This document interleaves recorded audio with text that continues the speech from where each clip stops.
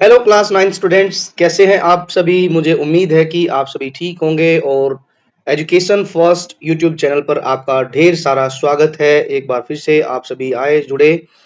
तो बच्चों, आज की इस वीडियो में हम जो है क्लास 9 की जो हिंदी की किताब है गंगा, उसका हम काव्य खंड से अभी हम बच्चों काव्य खंड ही पढ़ रहे हैं। ऑलरेडी हमने 2 लेसन कर लिए हैं, जिनमें पहला लेसन था हमारा रैदास के पद, दूसरा था राम लक्ष्मण परशुराम संवाद। आज हम बात करेंगे सूर्यकांत त्रिपाठी निराला जी की। इनकी एक कविता है जिसका नाम है भारती जय विजय करे। तो ये है हमारे सूर्यकांत त्रिपाठी निराला जी। एक बार हम कविता पढ़ने से पहले हम थोड़ा सा कवि के बारे में जान लेते हैं कि कवि के जीवन परिचय क्या रहा, कैसा रहा। तो चलिए शुरू करते हैं। शुरू करने से पहले बच्चों, यदि आप चैनल पर पहली बार आए हैं तो आप जो है चैनल को सब्सक्राइब कर लीजिए, दोस्तों के साथ ज्यादा से ज्यादा शेयर कीजिए और साथ ही साथ बेल आइकन को भी प्रेस कर लीजिए ताकि आने वाली नेक्स्ट वीडियो का नोटिफिकेशन सबसे पहले आपको मिल सके। चलो शुरू करते हैं। निराला जी के बारे में जानते हैं। निराला जी जो है बच्चों, इनका जो जन्म है, सूर्यकांत त्रिपाठी निराला जी का जन्म जो है लगभग क्या यहाँ एग्जैक्ट डेट दी है, 1899 में बंगाल के महिषादल में हुआ। महिषादल बच्चों आज के समय में एक जगह है मेदिनीपुर। महिषादल को आज के समय में मेदिनीपुर कहा जाता है, वहां पर हुआ था। और ये एक छायावाद छायावाद के बहुत ही प्रसिद्ध कवि थे। छायावाद एक बच्चों छायावाद जो है एक काव्य धारा है, आधुनिक काल की बहुत ही फेमस जो है आधुनिक काल की फेमस काव्य धारा है, जिसमें 3-4 कवि बहुत मुख्य हुए हैं, जिनमें जयशंकर प्रसाद और हमारे जो है सुमित्रानंदन पंत और सूर्यकांत त्रिपाठी निराला और एक लेखिका है महादेवी वर्मा। ये 4 कवि थे, बड़े फेमस थे। इन्हीं चारों में से एक सूर्यकांत त्रिपाठी निराला जी भी थे, जो छायावाद के बड़े प्रमुख कवि थे। कवि भी थे, एडिटर संपादक भी थे, समीक्षक भी थे। और आगे पढ़ते हैं। वे मूलतः गढ़ाकोला उन्नाव उत्तर प्रदेश के निवासी थे। निराला जी की औपचारिक शिक्षा 9वीं तक महिषादल में ही हुई। महिषादल में हुई तो जाहिर सी बात है, महिषादल कहाँ है बच्चों? बंगाल में, पश्चिम बंगाल में। बंगाली सीखी, बंगाली आती ही थी इनको, क्योंकि वहां का वातावरण ही ऐसा हुआ। उन्होंने 100 अध्याय से संस्कृत सीखी, बांग्ला सीखी, अंग्रेजी का अध्ययन अर्जित किया। अब एक इंटरेस्टिंग बात बताता हूं। अपनी पत्नी के कहने पर इन्होंने हिंदी सीखी। ये मैंने भी पढ़ा सुना था, तो ये ध्यान रखना है। बांग्ला भाषा जो है इनकी मातृभाषा रही और पत्नी के रहने पर इन्होंने हिंदी सीखी। अब इनकी कुछ प्रमुख रचनाओं की बात करते हैं। इनकी प्रमुख रचनाएं हैं अनामिका, परिमल, गीतिका। गीतिका एक बच्चों काव्य संग्रह था। ये काव्य संग्रह क्या होता है सर? जिसमें कई सारी कविताएं लिखी होती हैं, ग्रुप ऑफ जो है मैनी पोएम्स, जिसको हम किताब के रूप में छापते हैं। गीतिका संग्रह में इन्होंने इस जो है कविता को भी लिखा, भारती जय विजय करे। वास्तव में बच्चों भारती जय विजय करे ये जो है कहीं पर शुरुआत में इसको भारती वंदना के नाम से जाना जाता था। ये जो कविता आप पढ़ेंगे अभी, भारती जय विजय करे, इसको कहीं कहीं पर भारती वंदना भी कहते हैं। और नए पत्ते, ये इनकी प्रमुख काव्य रचना है। एक और मैं बताता हूँ बच्चों आपको, मैं अपनी तरफ से रिकमेंड करूंगा कि आप इनकी एक कविता पढ़ेंगे, सरोज स्मृति।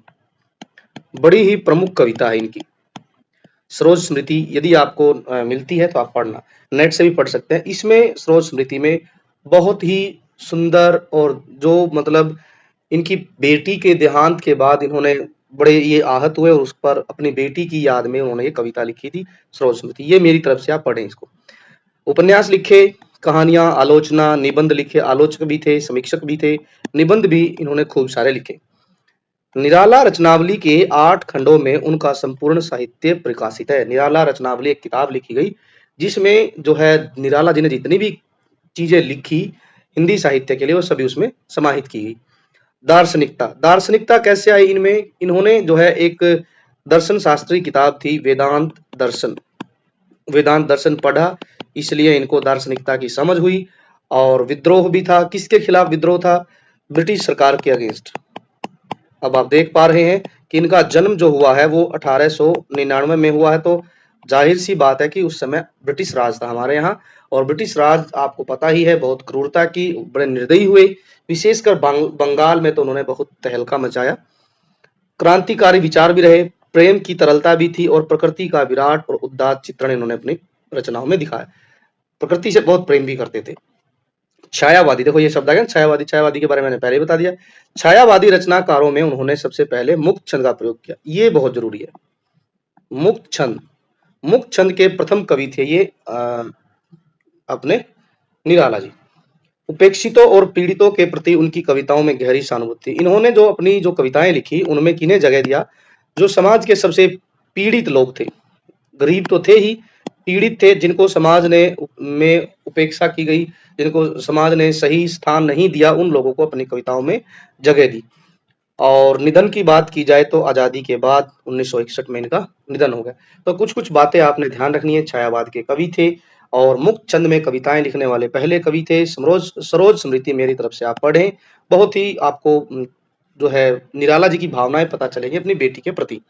कुकरमुता भी आप पढ़ सकते हैं, बहुत अच्छी कविता है ये भी, अनामिका भी, तो इनके बारे में आप पढ़ें।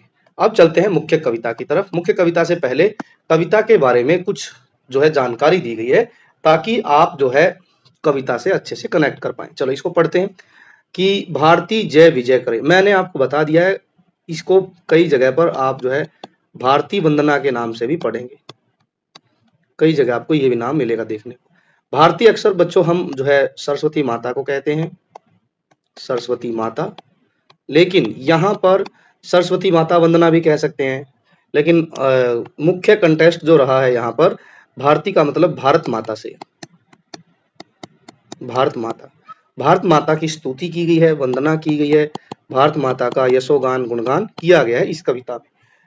चलिए देखते हैं क्या है। यह जो कविता है निराला जी की देश प्रेम से ओतप्रोत एक प्रेरणादायक कविता है।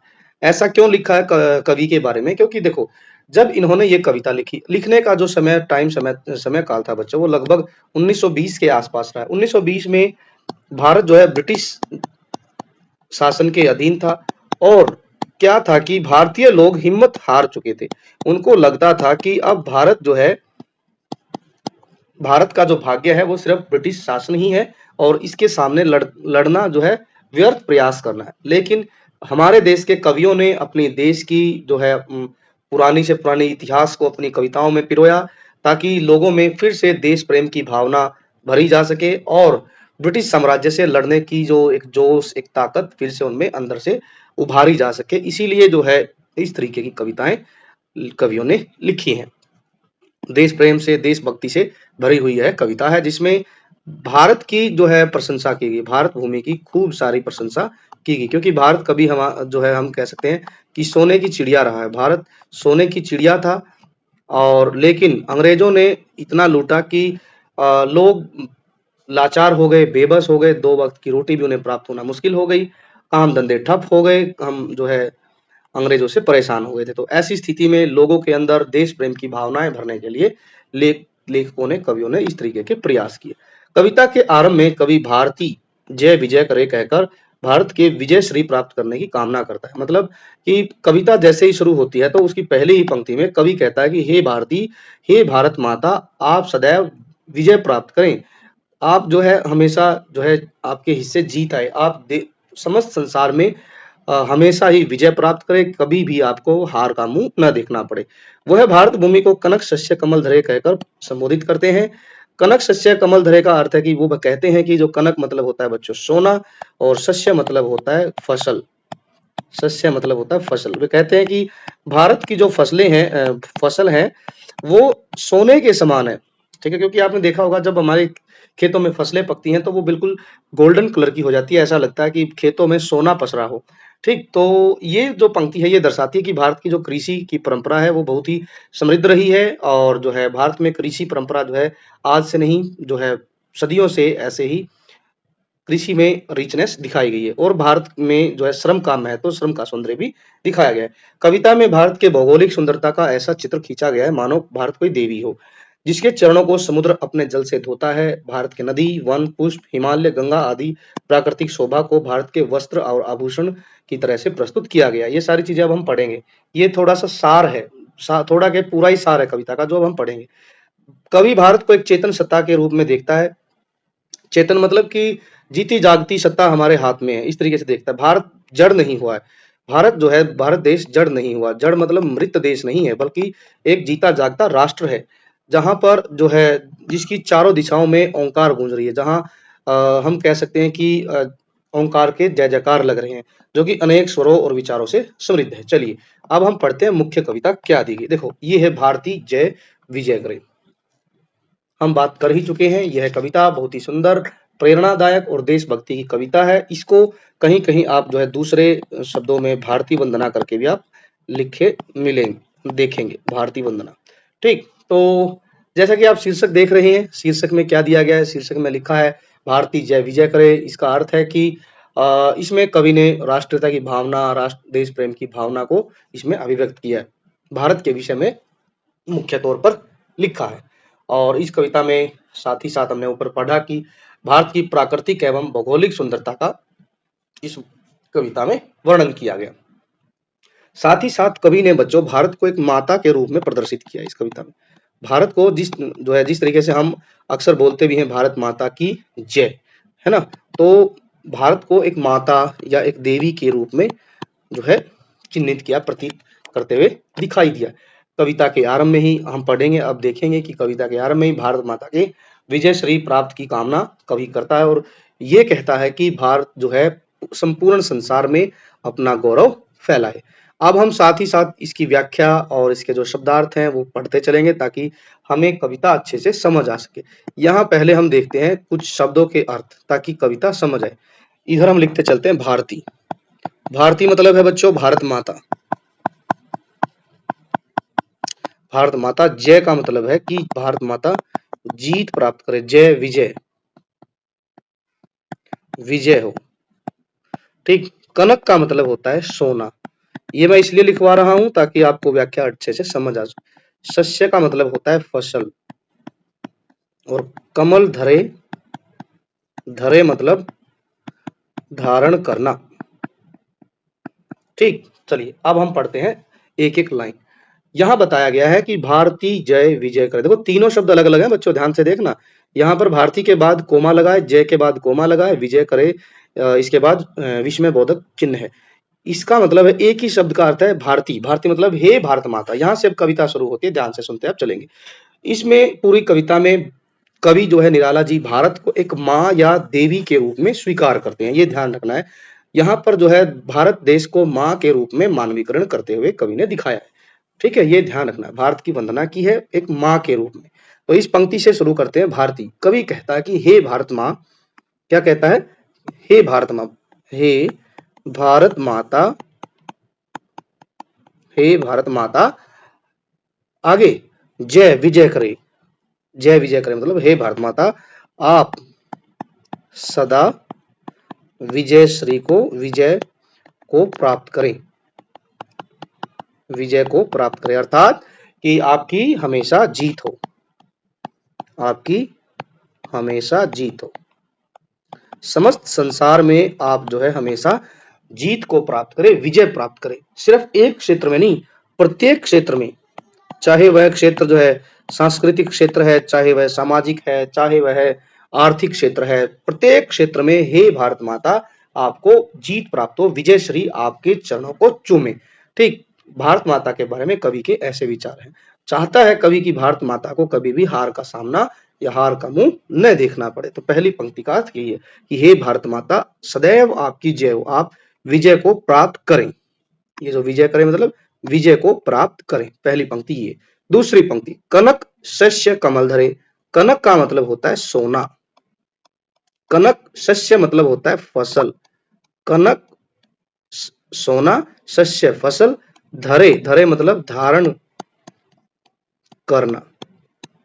अब क्या कहा है दूसरी लाइन में कि कनक शस्य कमल धरे। कवि कह रहा है कि हे भारत माता आप सदैव सोने जैसी फसल, सोने जैसी चमकती हुई फसल और कमल को धारण किए हुए हैं। हे भारत माता आप जो है सोने जैसी चमकती हुई फसल और जो है कमल को धारण किए हुए है।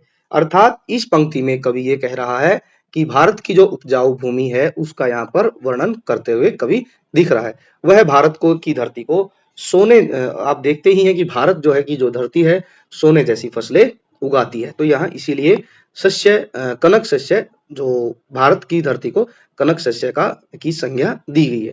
कवि कहना चाहता है कि जो भारत माता है वह सोने जैसी सुनहरी फसलें और एक हाथ में कमल धारण किए हुए है। 2 लाइनों की हमने व्याख्या समझ ली। अब तीसरे की ओर बढ़ते हैं। ये यहाँ तक हमने शब्दार्थ भी लिखे। अब आगे क्या लिखा है, अब देखो लंका। लंका का मतलब है बच्चों यहाँ पर जो छोटा सा देश भारत भूमि के नीचे दिखाई देता है दक्षिण में। अब सीधा कवि दक्षिण जो दिशा है, दक्षिणी राज्य है, उधर बढ़ा है। सबसे पहले दक्षिण के पद तल, पद मतलब होता है पैर और तल मतलब नीचे, पैरों के नीचे शतदल। शतदल का मतलब होता है बच्चों कि शत मतलब होता है 100, 100 पंखुड़ी वाला कमल।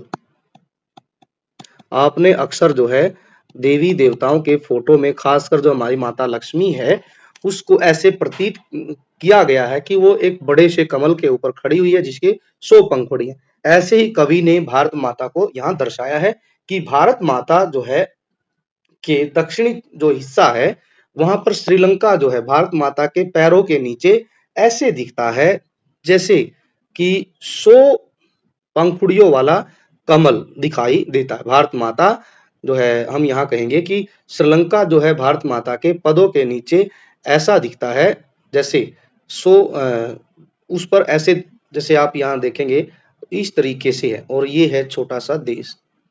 ठीक, तो भारत माता ऐसे खड़े हुए दिखाई दे रही है कि जैसे जैसे हम कहेंगे कि 100 पंखुड़ियों वाले कमल, ये श्रीलंका जो है, लंका को बताया गया है 100 पंखुड़ियों वाला कमल और उसके ऊपर भारत माता खड़ी हुई हो। ठीक है, भारत माता के पैरों के तले श्रीलंका ऐसा दिखाई देता है जैसे कि 100 पंखुड़ियों वाला कमल हो। तो ये तीसरी पंक्ति की व्याख्या हो गई। लंका पद्दल सतदल मतलब श्रीलंका देश जो है ऐसा दिखाई देता है जैसे भारत माता के पैरों के नीचे 100 पंखुड़ियों वाला कमल दिखाई देता हो। अर्थात यहाँ जो है भारत की विशालता को दिखाया गया है। ठीक है, इस पंक्ति में भारत भूमि की विशालता को इतना दिखाया गया है कि जैसे कि भाई उसके चरणों के नीचे जो लंका देश है वो बिल्कुल छोटा सा प्रतीत होता है। अब अगली पंक्ति में बढ़ते हैं। गर्जितो उर्मी सागर जल, यहाँ का मतलब गर्जितो उर्मी का मतलब होता है गर्जित, गर्जित और उर्मी 2 शब्दों से बनाए। गर्जित मतलब गर्जना करना, गर्जना करना, और उर्मी का मतलब होता है लहर, उर्मी मतलब लहर। सागर जल, सागर जल। अब भारत के दक्षिण में कौन सा सागर है? हिंद महासागर। कौन सा है? हिंद महासागर। तो अब यहाँ पर पहले लंका की बात बताई, अब बात चल रही है हिंद महासागर की। यहाँ कवि कह रहा है, निराला जी कह रहे हैं कि जो सागर जल है, सागर जल किसका? हिंद महासागर का। भारत के जो दक्षिणी छोर में हिंद महासागर है उसका जिक्र करते हुए कहते हैं कि जो हिंद महासागर की गर्जना करते हुए लहरें जो है, गर्जित उर्मी मतलब कि गर्जना करती हुई जो लहरें हैं, भारत के दक्षिण में जो हिंद महासागर है उसकी गर्जना करती हुई लहरें, उसका जल क्या करता है? धोता है। क्या? सुचि चरण युगल। भारत माता के जो चरण युगल हैं, चरण युगल मतलब, युगल मतलब होता है बच्चों जोड़ा, और चरण मतलब पैर। पैरों का जो जोड़ा है, जैसा आप चित्र में देख पा रहे हैं, ऐसा प्रतीत होता है कि जो पैर हैं, भारत माता के पैर हैं, उनको हिंद महासागर की जो गर्जना करती हुई लहरें हैं, वो जो पानी है, जल है, वो क्या करता है? शुचि करता है। शुचि का मतलब होता है पवित्र, पवित्र करता है, कर रहा है। दोबारा से पढ़ते हैं इस लाइन को, थोड़ा सा मिटा लेते हैं ताकि हमें अच्छे से समझ आ जाए।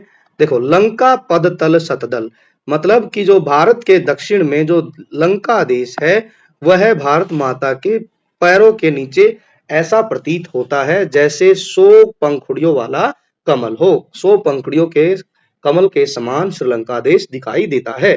और जो भारत माता के जो चरण हैं, भारत माता के जो चरण हैं, उनको हिंद महासागर की गर्जना, हिंद महासागर में गर्जना करते हुए उठती जो लहरें हैं और लहरों में जो जल है वो भारत माता के पैरों को पवित्र करता है, पवित्र करता है अर्थात धोता है। धोकर, धोते हुए माता के पैरों को पवित्र करता है। शतव कर बहु अर्थ भरे। शतव का मतलब होता है प्रशंसा करना। यहाँ पर बच्चों बहुत सारे बंगाली भाषा के शब्दों को लिया गया है ये ध्यान रखना है। शतव कर, और क्या लिखा है, शतव मतलब प्रशंसा करनी, बहु अर्थ भरे, बहु मतलब विविध, कई प्रकार से, अर्थ मतलब प्रकार, अर्थ मतलब प्रकार।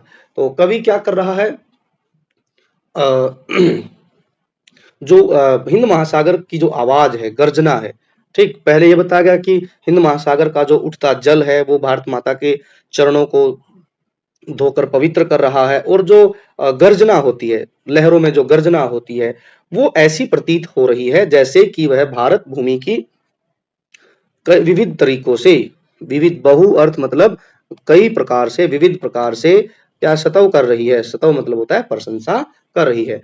सागर की जो लहरें हैं, लहरों की जो गर्जन है, वह भारत भूमि की आराधना या जो है वंदना, प्रशंसा कर रही है। ये यहाँ तक हमने समझ लिया है। चलो अब आगे बढ़ते हैं। तरु, तृण, वन, लता, वसंत। तरु का मतलब होता है पेड़, आप सभी जानते ही होंगे।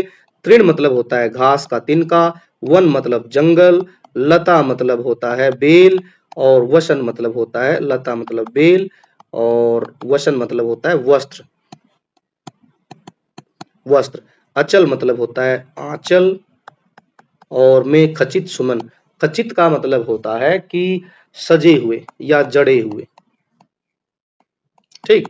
गंगा, ज्योतिर्जल, ज्योतिर्जल क्या होता है कि आप कह सकते हैं कि जो गंगा का जो जल है वो सूर्य के प्रकाश के पड़ने से प्रकाशमान हो गया है, ठीक है।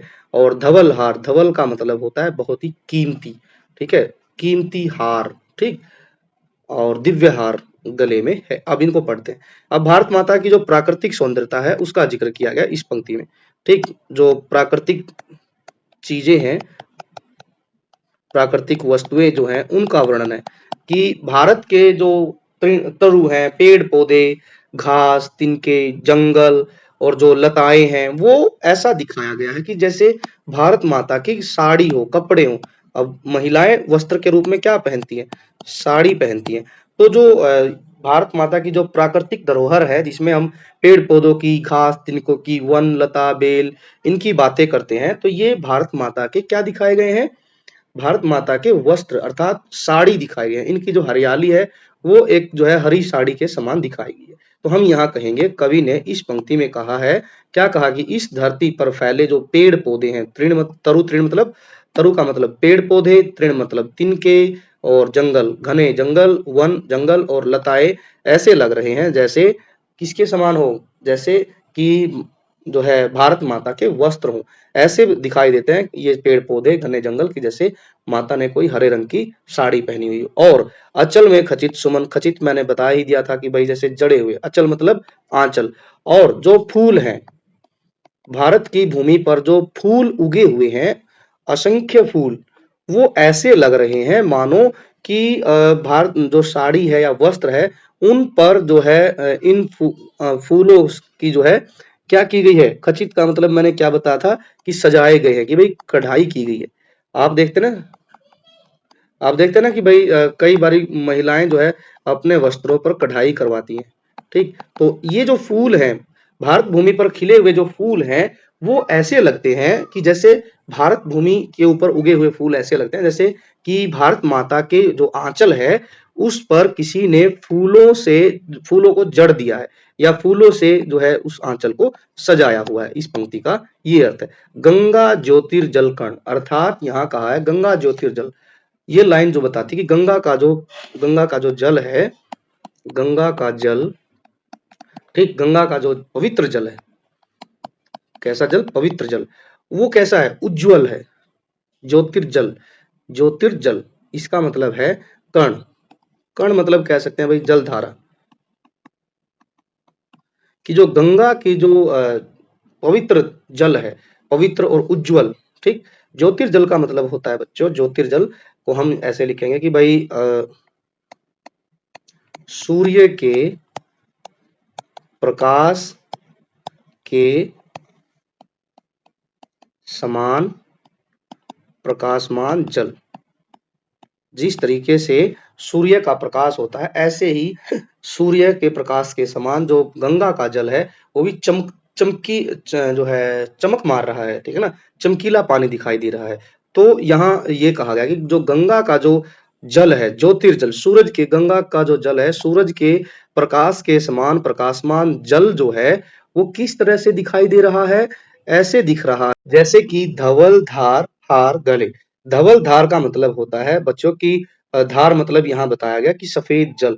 धवल मतलब होता है सफेद और धार मतलब जो पानी की जो धारा है, जल है, ठीक है।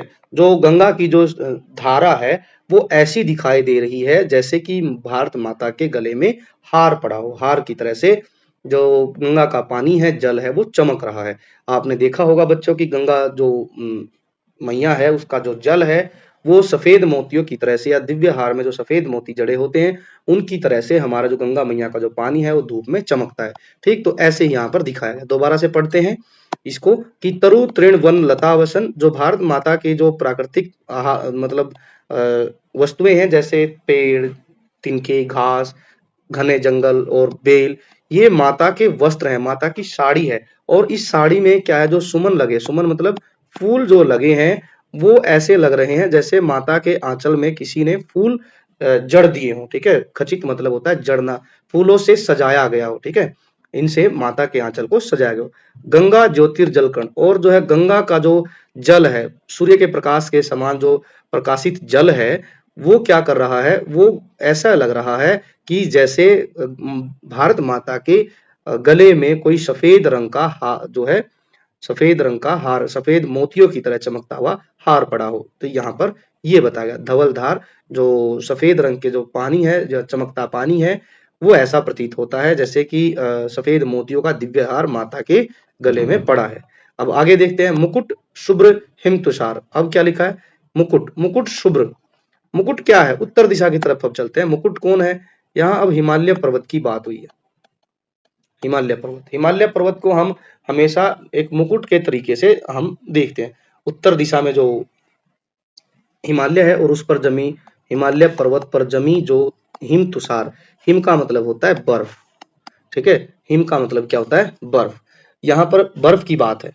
और हिम मुकुट शुभ्र, मुकुट शुभ्र, शुभ्र मतलब सफेद, शुभ्र मतलब सफेद। तो इसका पूरा मतलब हो गया कि मुकुट शुभ्र हिम तुषार, भारत माता का जो मुकुट है कौन है, वो हिमालय पर्वत है। और उस पर जमी जो सफेद बर्फ है उसको क्या किया गया है, भारत माता का एक मुकुट के समान दिखाया गया। तो पहली इस पंक्ति का अर्थ होगा कि हिमालय पर्वत पर जो सफेद रंग की जो बर्फ है, सफेद बर्फ जो है भारत माता के सिर पर एक चमकीले मुकुट समान है। प्राण प्रणव ओंकार, और जो है प्राण प्रणव, प्रणव का मतलब होता है बच्चों परमेश्वर, परमेश्वर, प्राण प्रणव ओंकार। और इस देश की आत्मा, इस देश की आत्मा में क्या बसा है, ओंकार बसा। ओंकार मतलब कि हम ओंकार का मंत्र ये शिव का एक मंत्र है बच्चों, ओंकार, इसमें ओम का मंत्र हम जाप करते हैं, ओंकार मंत्र, ठीक है। कि इस पंक्ति का अर्थ है कि प्राण प्रणव, प्राण प्रणव ओंकार, अर्थात इस भारत भूमि की आत्मा में पवित्र ओंकार, ओम का मंत्र बसा हुआ है। ध्वनित दिशाएं उदार, और ध्वनित मतलब गूंजना, ध्वनित मतलब गूंजना, ध्वनित गूंजना, दिशाएं और उदार। और ये जो मंत्र है, इसकी जो भारत माता की जो महिमा है, की आवाज है, वो चारों दिशाओं में गूंज रही है। ठीक, प्राण भारत माता की आत्मा जो है, देश की आत्मा में कौन सा मंत्र बसा है, ओंकार का मंत्र बसा है। और चारों दिशाओं में भारत माता की महिमाएं गूंज रही हैं, दिशाएं उदार, शतमुख शत्रव मुखरे। और यहाँ इसको समझने की जरूरत है बच्चों। शतमुख, शतमुख का मतलब होता है सो, शत मतलब सो, मुख मतलब मुंह। और शत्रव, शत्रव हम कहेंगे सैकड़ों, सो ध्वनि, ठीक है। तो चलो अब देखते हैं, ये जो भारत माता की जो महिमा की आवाज चारों दिशाओं में जो गूंज रही है, वो ऐसे लगती है कि मानो सैकड़ों मुंह, शतमुख शतरव मुखरे, मतलब सो मुंह क्या कर रहे हैं, सो मुंह से, कैसी सो मुख हैं तो उनसे कितनी ध्वनियां निकलेंगी, सो ध्वनियां निकलेंगी। और मुखरे मतलब जय जयकार हो रही है, ठीक है। मुखरे मतलब जय जयकार होना, मुख से जय जयकार होना।